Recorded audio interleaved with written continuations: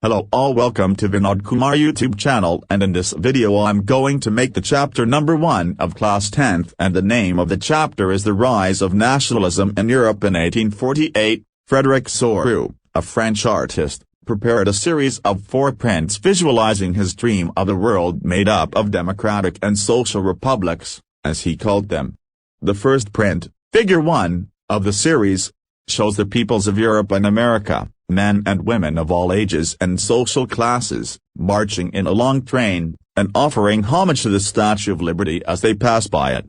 As you would recall, artists of the time of the French Revolution personified liberty as a female figure. Here you can recognize the torch of enlightenment she bears in one hand and the Charter of the Rights of Man in the other.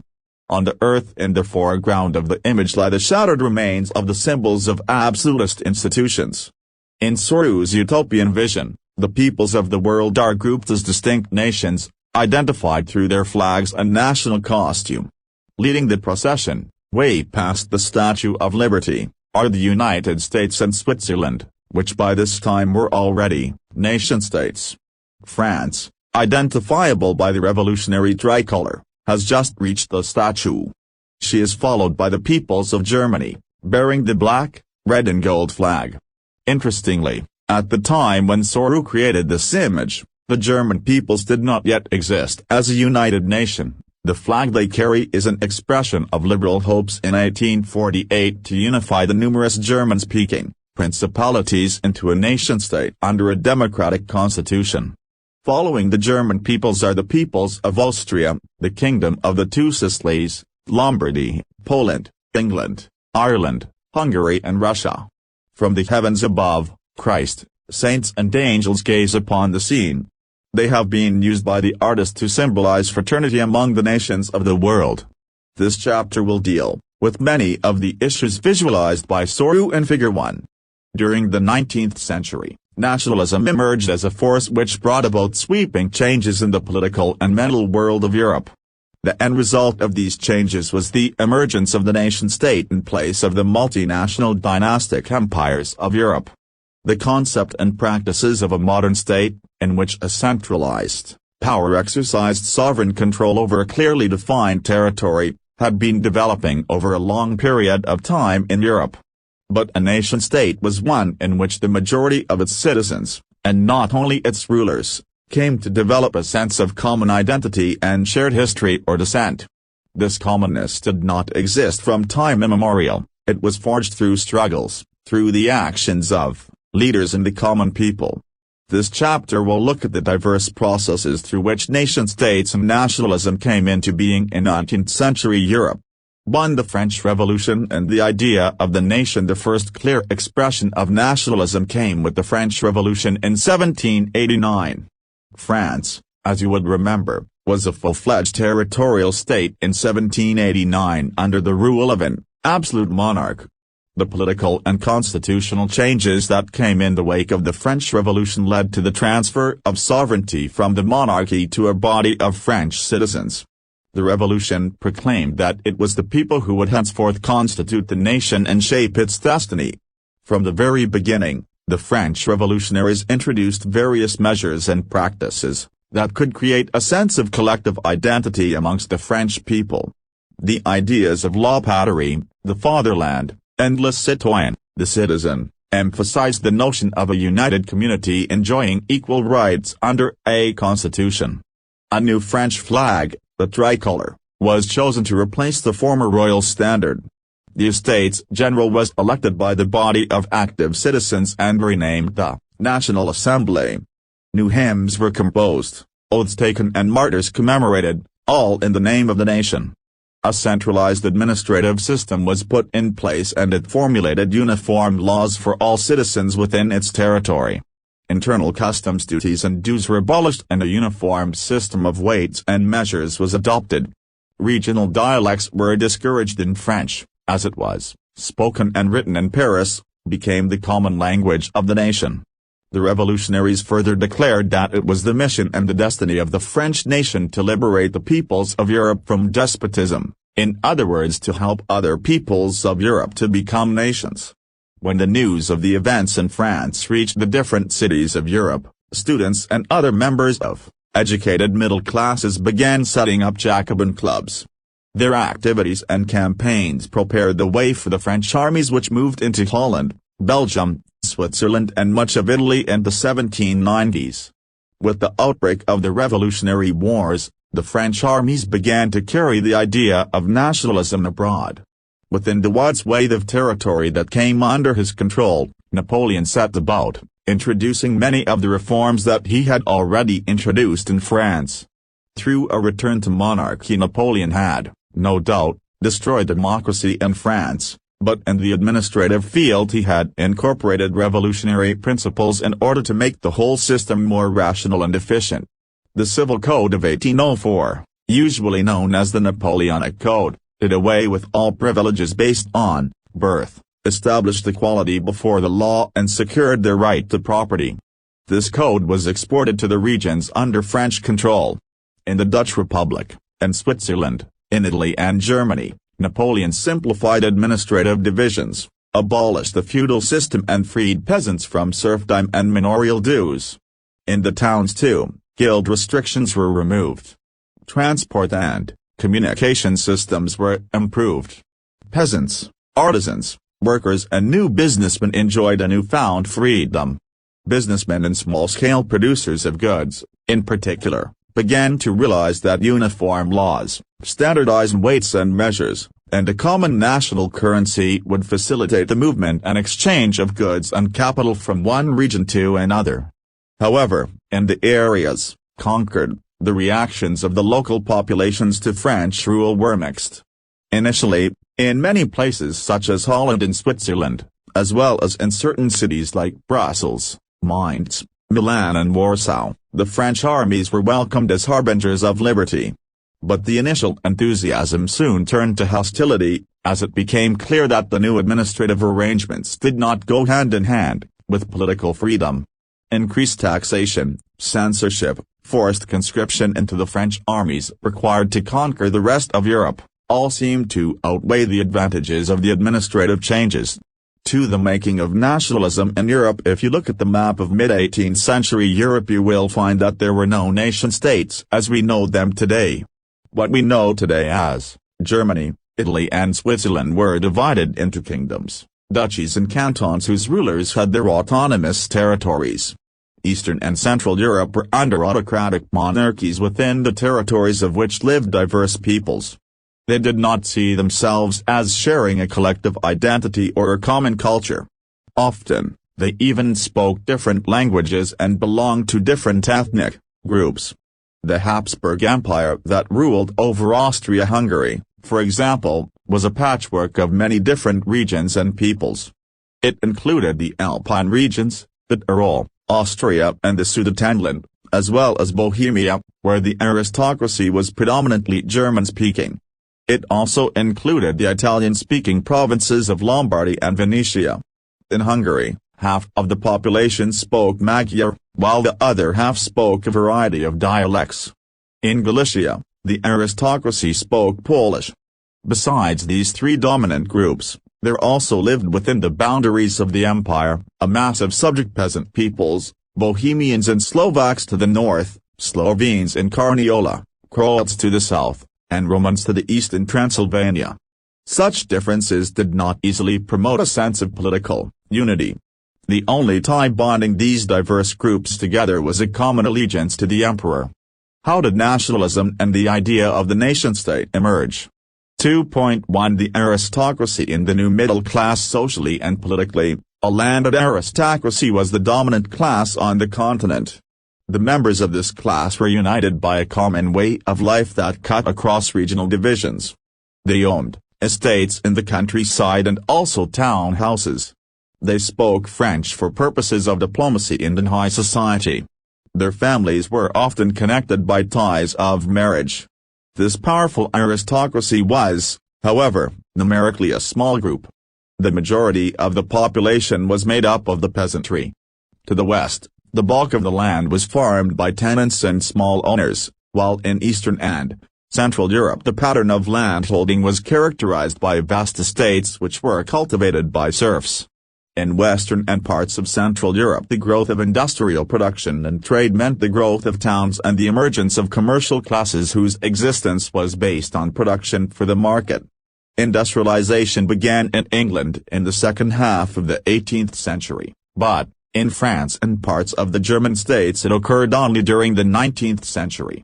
In its wake, new social groups came into being, a working-class population, and middle classes made up of industrialists, businessmen, professionals.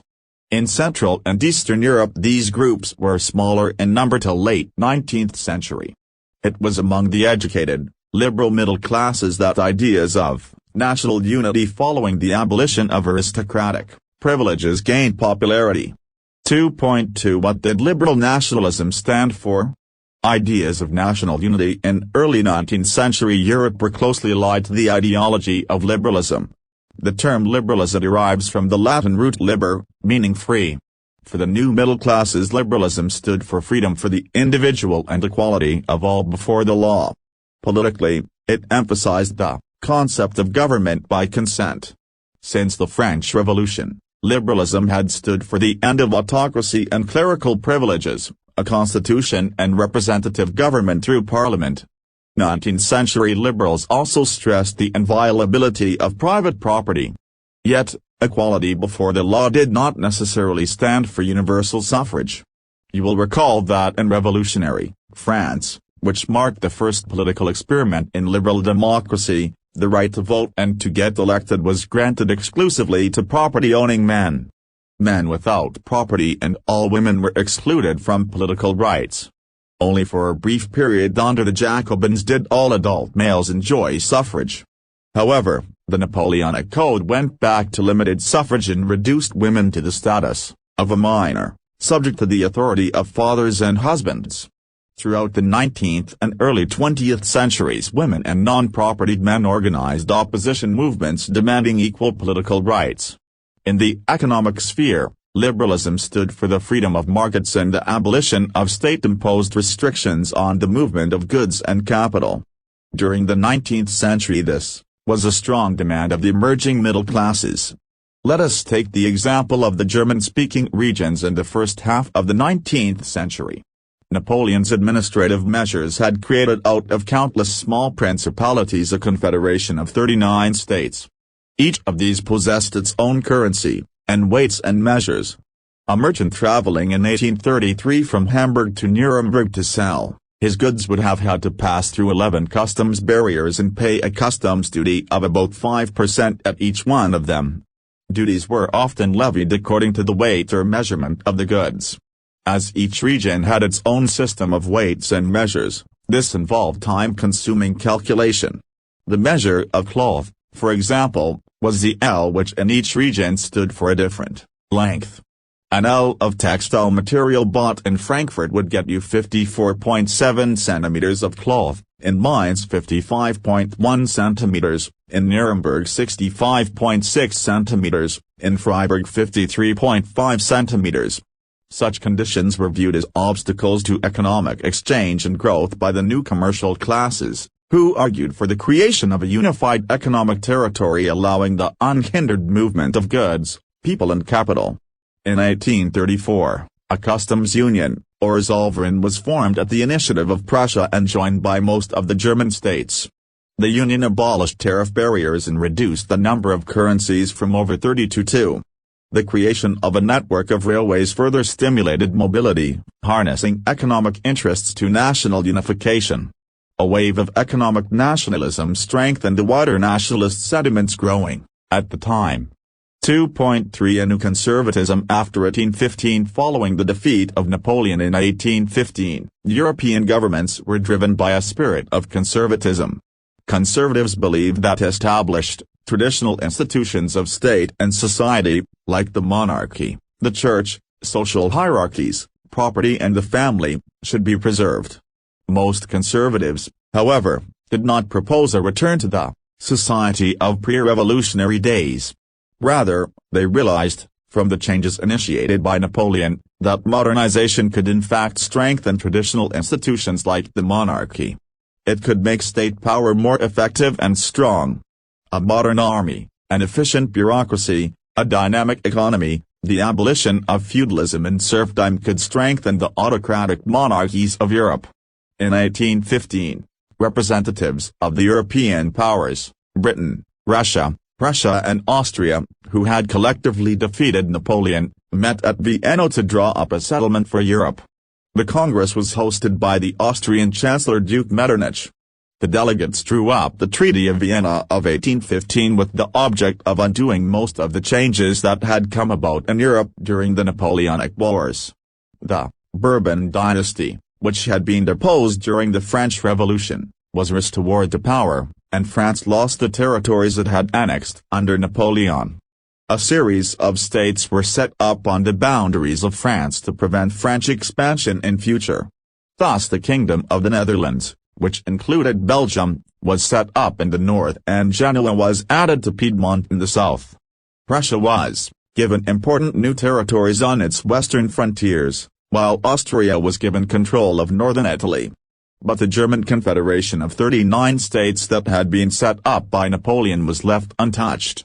In the east, Russia was given part of Poland while Prussia was given a portion of Saxony.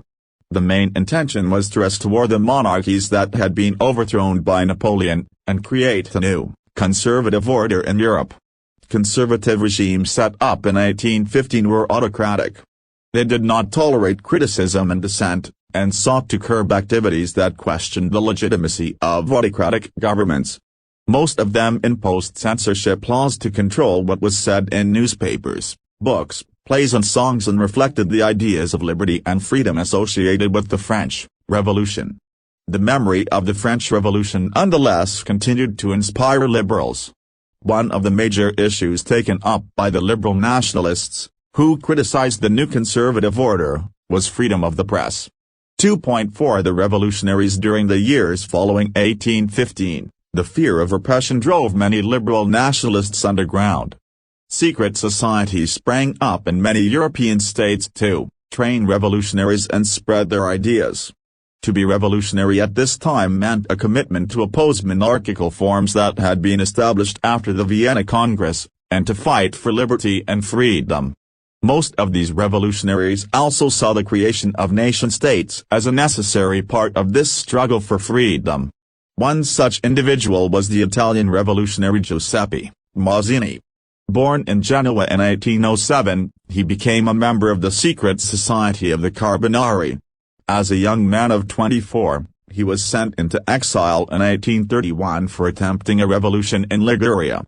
He subsequently founded two more underground societies, first, Young Italy in Marseille, and then, Young Europe in Bern, whose members were like-minded young men from Poland, France, Italy and the German states. Mazzini believed that God had intended nations to be the natural units of mankind. So Italy could not continue to be a patchwork of small states and kingdoms. It had to be forged into a single unified republic within a wider alliance of nations. This unification alone could be the basis of Italian liberty. Following his model, secret societies were set up in Germany, France, Switzerland and Poland. Mazzini's relentless opposition to monarchy and his vision of democratic republics frightened the conservatives. Metternich described him as the most dangerous enemy of our social order. 3. The Age of Revolutions, 1830–1848. As conservative regimes tried to consolidate their power, liberalism and nationalism came to be increasingly associated with revolution in many regions of Europe, such as the Italian and German states, the provinces of the Ottoman Empire, Ireland and Poland. These revolutions were led by the liberal nationalists belonging to the educated middle-class elite, among whom were professors, school teachers, clerks and members of the commercial middle classes. The first upheaval took place in France in July 1830. The Bourbon kings who had been restored to power, during the conservative reaction after 1815, were now overthrown by liberal revolutionaries who installed a constitutional monarchy with Louis Philippe at its head. When France sneezes, Metternich once remarked, the rest of Europe catches cold. The July Revolution sparked an uprising in Brussels which led to Belgium breaking away from the United Kingdom of the Netherlands. An event that mobilized nationalist feelings among the educated elite across Europe was the Greek War of Independence. Greece had been part of the Ottoman Empire since the 15th century. The growth of revolutionary nationalism in Europe sparked off a struggle for independence amongst the Greeks which began in 1821. Nationalists in Greece got support from other Greeks living in exile and also from many West Europeans who had sympathies for ancient Greek culture. Poets and artists lauded Greece as the cradle of European civilization and mobilized public opinion to support its struggle against the Muslim Empire. The English poet Lord Byron organized funds and later went to fight in the war, where he died of fever in 1824. Finally, the Treaty of Constantinople of 1832 recognized Greece as an independent nation. 3.1 The Romantic imagination and national feeling. The development of nationalism did not come about only through wars and territorial expansion. Culture played an important role in creating the idea of the nation. Art and poetry, stories and music helped express and shape nationalist feelings. Let us look at Romanticism, a cultural movement which sought to develop a particular form of nationalist sentiment. Romantic artists and poets generally criticized the glorification of reason and science and focused instead on emotions, intuition and mystical feelings. Their effort was to create a sense of a shared collective heritage, a common cultural past, as the basis of a nation. Other romantics such as the German philosopher Johann Gottfried Herder, 1744–1803, claimed that true German culture was to be discovered among the common people, das Volk. It was through folk songs, folk poetry and folk dances that the true spirit of the nation, Volksgeist, was popularized. So collecting and recording these forms of folk culture was essential to the project of nation building.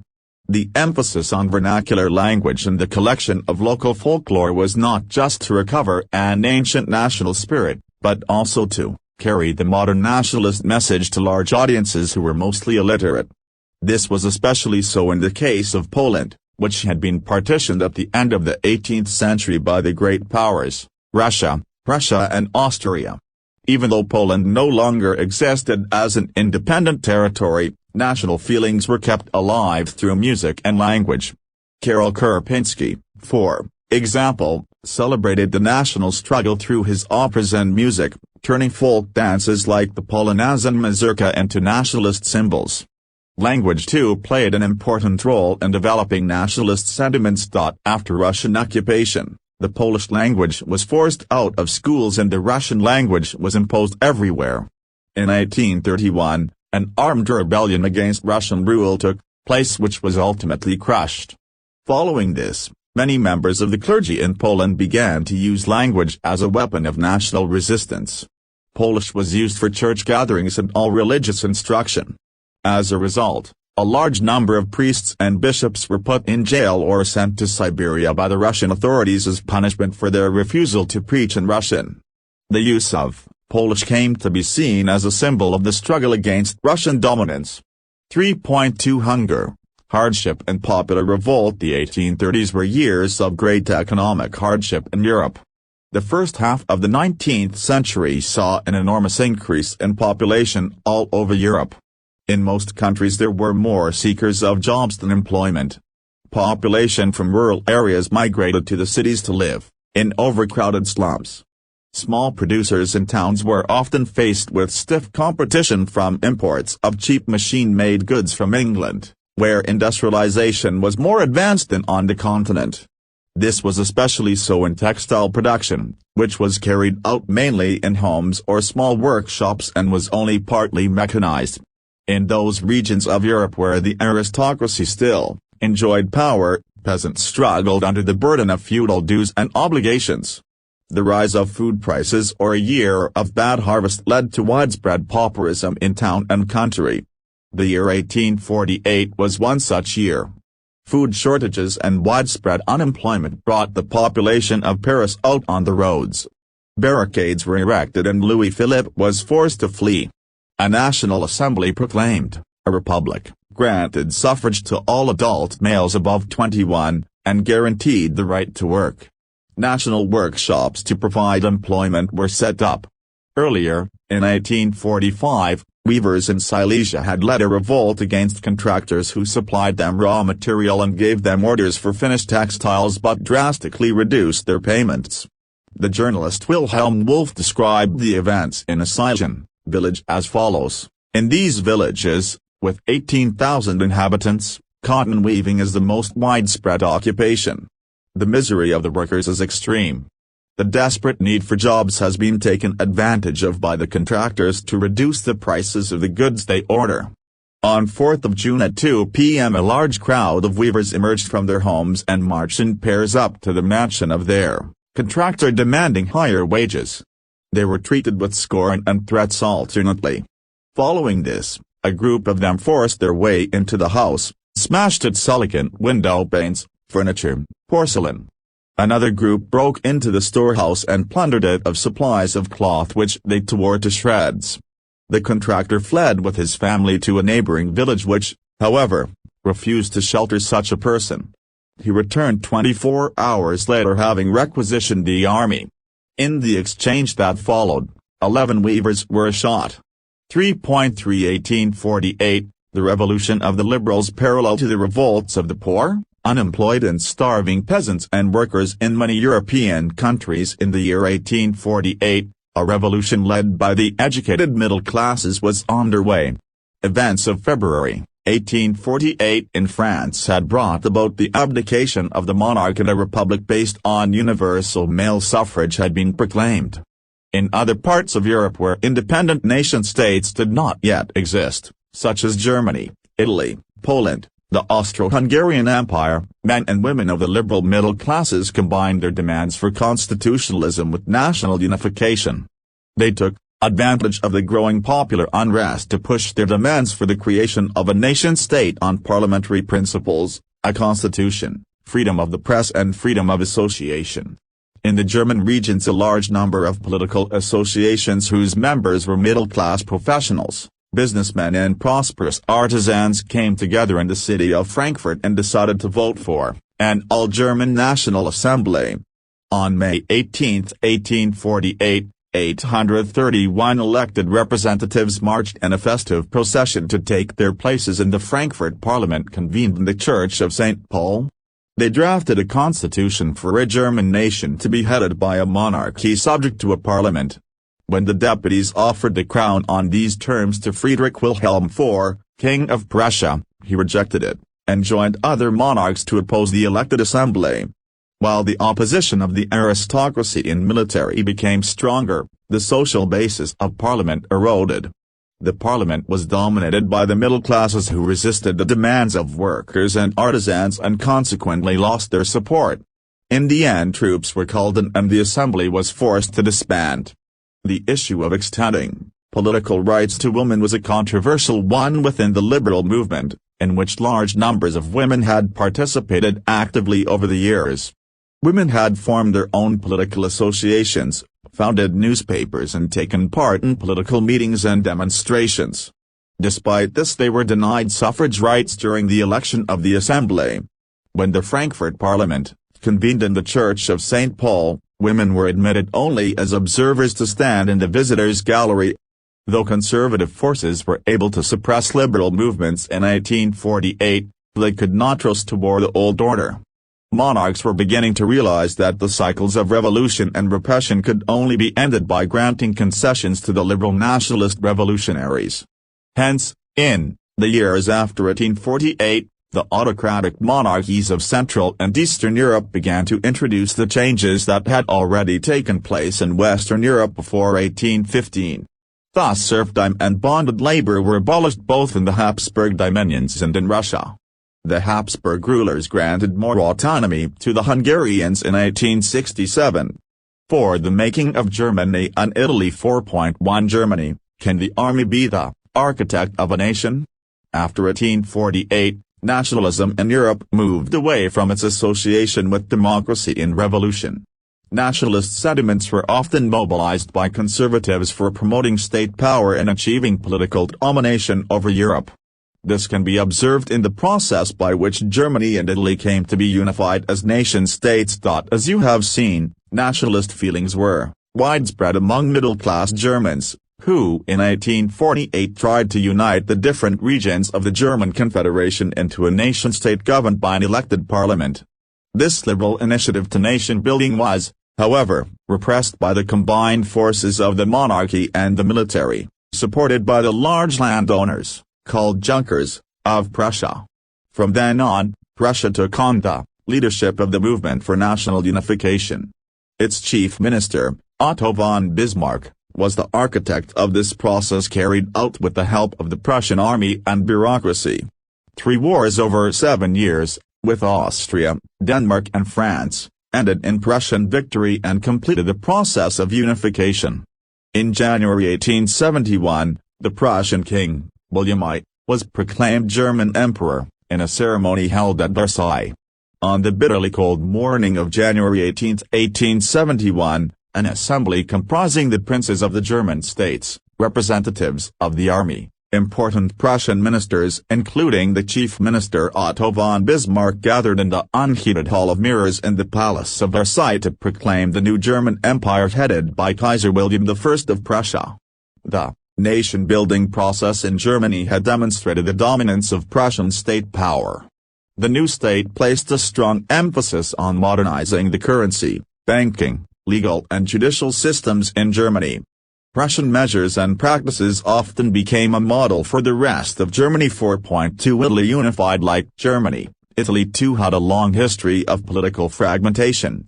Italians were scattered over several dynastic states as well as the multinational Habsburg Empire.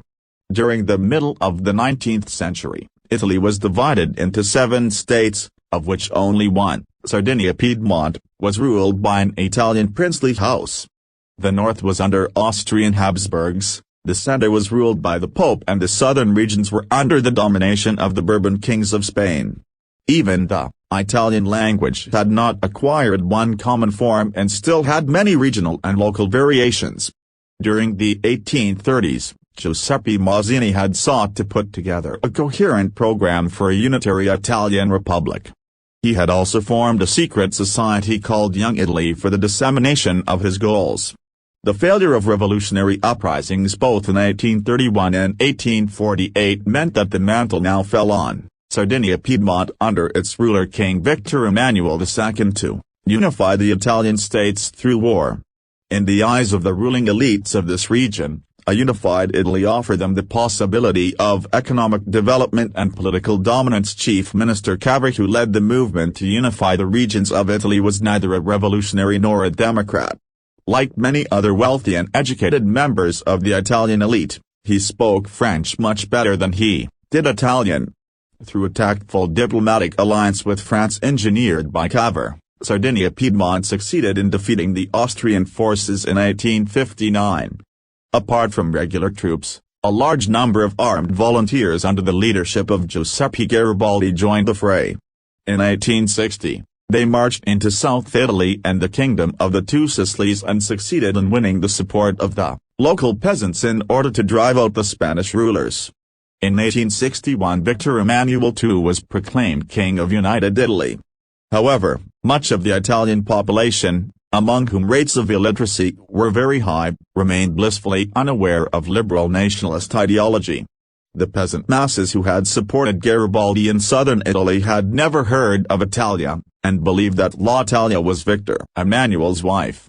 4.3 The strange case of Britain. The model of the nation or the nation-state, some scholars have argued, is Great Britain. In Britain the formation of the nation-state was not the result of a sudden upheaval or revolution. It was the result of a long drawn-out process. There was no British nation prior to the 18th century. The primary identities of the people who inhabited the British Isles were ethnic ones, such as English, Welsh, Scot or Irish. All of those ethnic groups had their own cultural and political traditions. But as the English nation steadily grew in wealth, importance and power, it was able to extend its influence over the other nations of the islands. The English Parliament, which had seized power from the monarchy in 1688 at the end of a protracted conflict, was the instrument through which a nation-state, with England at its centre, came to be forged. The Act of Union, 1707, between England and Scotland that resulted in the formation of the United Kingdom of Great Britain meant, in effect, that England was able to impose its influence on Scotland. The British Parliament was henceforth dominated by its English members. The growth of a British identity meant that Scotland's distinctive culture and political institutions were systematically suppressed. The Catholic clans that inhabited the Scottish Highlands suffered terrible repression whenever they attempted to assert their independence. The Scottish Highlanders were forbidden to speak their Gaelic language or wear their national dress, and large numbers were forcibly driven out of their homeland. Ireland suffered a similar fate. It was a country deeply divided between Catholics and Protestants. The English helped the Protestants of Ireland to establish their dominance over a largely Catholic country. Catholic revolts against British dominance were suppressed. After a failed revolt led by Wolfe Tone and his United Irishmen, 1798, Ireland was forcibly incorporated into the United Kingdom in 1801. A new British nation was forged through the propagation of a dominant English culture. The symbols of the new Britain, the British flag, Union Jack, the national anthem, God Save Our Noble King, the English language, were actively promoted, and the older nations survived only as subordinate partners in this union. 5. Visualizing the nation. While it is easy enough to represent a ruler through a portrait or a statue, how does one go about giving a face to a nation? Artists in the 18th and 19th centuries found a way out by personifying a nation. In other words, they represented a country as if it were a person. Nations were then portrayed as female figures. The female form that was chosen to personify the nation did not stand for any particular woman in real life, rather it sought to give the abstract idea of the nation a concrete form. That is, the female figure became an allegory of the nation. You will recall that during the French Revolution artists used the female allegory to portray ideas such as liberty, justice and the republic. These ideals were represented through specific objects or symbols. As you would remember, the attributes of liberty are the red cap, or the broken chain, while justice is generally a blindfolded woman carrying a pair of weighing scales. Similar female allegories were invented by artists in the 19th century to represent the nation. In France she was christened Marianne, a popular Christian name, which underlined the idea of a people's nation. Her characteristics were drawn from those of liberty and the republic, the red cap, the tricolor, the cockade. Statues of Marianne were erected in public squares to remind the public of the national symbol of unity and to persuade them to identify with it. Marianne images were marked on coins and stamps. Similarly, Germany became the allegory of the German nation. In visual representations, Germany wears a crown of oak leaves. As the German oak stands for heroism. 6. Nationalism and imperialism. By the last quarter of the 19th century, nationalism no longer retained its idealistic liberal democratic sentiment of the first half of the century, but became a narrow creed with limited ends. During this period, nationalist groups became increasingly intolerant of each other and ever ready to go to war. The major European powers, in turn, manipulated the nationalist aspirations of the subject peoples in Europe to further their own imperialist aims. The most serious source of nationalist tension in Europe after 1871 was the area called the Balkans. The Balkans was a region of geographical and ethnic variation comprising modern-day Romania, Bulgaria, Albania, Greece, Macedonia, Croatia, Bosnia-Herzegovina, Slovenia, Serbia and Montenegro, whose inhabitants were broadly known as the Slavs. A large part of the Balkans was under the control of the Ottoman Empire. The spread of the ideas of romantic nationalism in the Balkans together with the disintegration of the Ottoman Empire made this region very explosive. All through the 19th century the Ottoman Empire had sought to strengthen itself through modernization and internal reforms, but with very little success. One by one, its European subject nationalities broke away from its control and declared independence. The Balkan peoples based their claims for independence or political rights on nationality and used history to prove that they had once been independent but had subsequently been subjugated by foreign powers. Hence the rebellious, Nationalities in the Balkans thought of their struggles as attempts to win back their long-lost independence. As the different Slavic nationalities struggled to define their identity and independence, the Balkan area became an area of intense conflict. The Balkan states were fiercely jealous of each other and each hoped to gain more territory at the expense of the others. Matters were further complicated because the Balkans also became the scene of big power rivalry. During this period, there was intense rivalry among the European powers over trade and colonies as well as naval and military might. These rivalries were very evident in the way the Balkan problem unfolded. Each power, Russia, Germany, England, Austro-Hungary, was keen on countering the hold of other powers over the Balkans, and extending its own control over the area. This led to a series of wars in the region and finally the First World War. Nationalism, aligned with imperialism, led Europe to disaster in 1914. But meanwhile, many countries in the world which had been colonized by the European powers in the 19th century began to oppose imperial domination. The anti-imperial movements that developed everywhere were nationalist, in the sense that they all struggled to form independent nation-states, and were inspired by a sense of collective national unity, forged in confrontation with imperialism. European ideas of nationalism were nowhere replicated, for people